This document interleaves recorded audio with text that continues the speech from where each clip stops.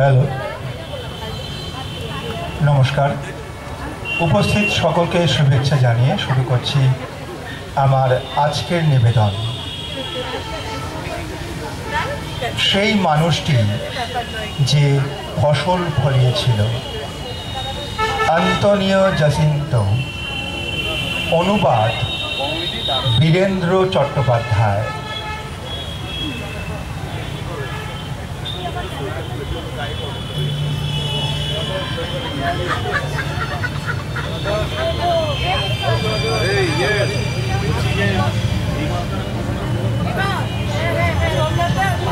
সেই বিরাট খামারটিতে কোনো বৃষ্টি হয় না।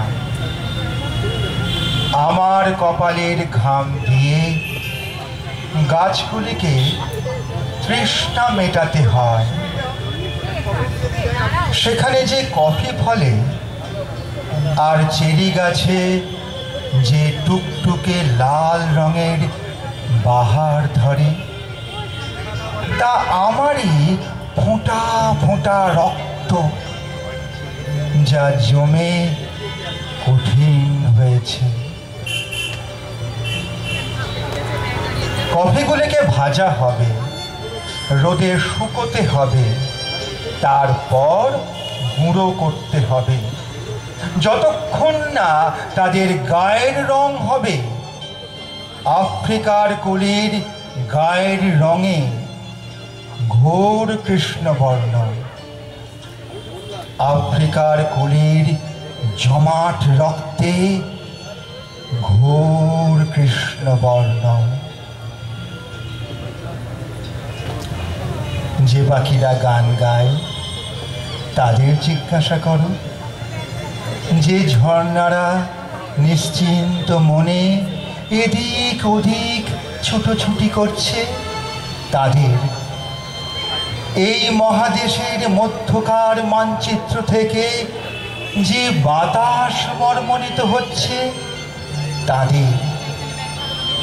কে ভোর না হতেই ওঠে, কে তখন থেকেই খেটে মরে, কে লাঙল কাঁধে দীর্ঘ রাস্তা কুঁজো হয়ে হাঁটে, আর কেই বা শস্যের বোঝা বইতে বইতে ক্লান্ত হয়। কে বীজ বপন করে আর তার বিনিময়ে যা পায় তা হলো ঘৃণা, বাসি রুটি, পচা মাছের টুকরো, শত ছিন্ন নোংরা পোশাক আর কয়েকটি নয়া পয়সা। আর এরপরেও কাকে পুরস্কৃত করা হয় চাবুক আর বুটের ঠোক্কর দিয়ে? কে সেই মানুষ? কে ক্ষেতগুলিতে গম আর ভুট্টা ফলায় আর সারি বাঁধা কমলা গাছগুলিতে ফুলের উৎসব আনে? কে সেই মানুষ? কে উপরওয়ালাকে গাড়ি, যন্ত্রপাতি, মেয়ে মানুষ কেনার টাকা আর মোটরের নিচে চাপা পড়ার জন্য নিগ্রোদের মুন্ডগুলিকে যোগান দেয়? কে সাদা আদমিকে বড়লোক তৈরি করে, তাকে রাতারাতি ফাঁপিয়ে তোলে আর পকেটের টাকা জোগায়? কে সেই মানুষ? তাদের জিজ্ঞাসা করো।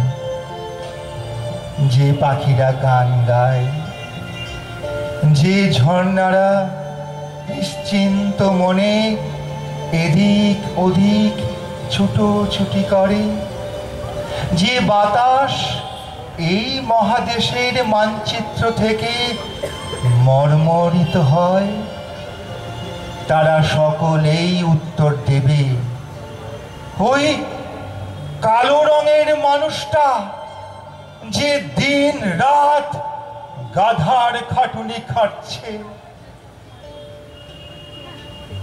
আহা, আমাকে অন্তত ওই তাল গাছটার চূড়ায় উঠতে দাও। সেখানে বসে আমি মদ খাবো। তাল গাছ থেকে যে মদ চুইয়ে পড়ে আর মাতলামোর মধ্যে আমি নিশ্চয় ভুলে যাব, ভুলে যাব, ভুলে যাব আমি একজন কালো রঙের মানুষ।